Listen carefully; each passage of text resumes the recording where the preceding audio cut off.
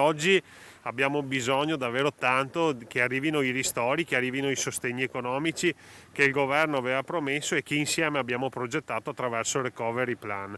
Credo che questa instabilità e soprattutto questa crisi di governo rischia di rallentare questo processo di finanziamento alle amministrazioni locali, che a sua volta rischia di vedere paralizzato lo sviluppo dei nostri territori e la ripresa economica post pandemia. Quindi io auspico che si trovi una soluzione, però deve esserci un governo stabile, un governo che possa portare avanti delle scelte anche coraggiose e importanti per i nostri territori, ma il timore che Conte non riesca a rimettere in piedi una maggioranza, stiamo vedendo dei nomi che francamente imbarazzano tutti, dal PD al Premier stesso, e quindi la vedo particolarmente difficile.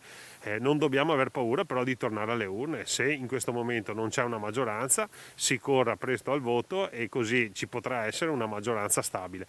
L'auspicio in questo momento è però che si trovi responsabilmente una quadra e che si possa portare avanti la gestione emergenziale ed economica di un paese che è agonizzante.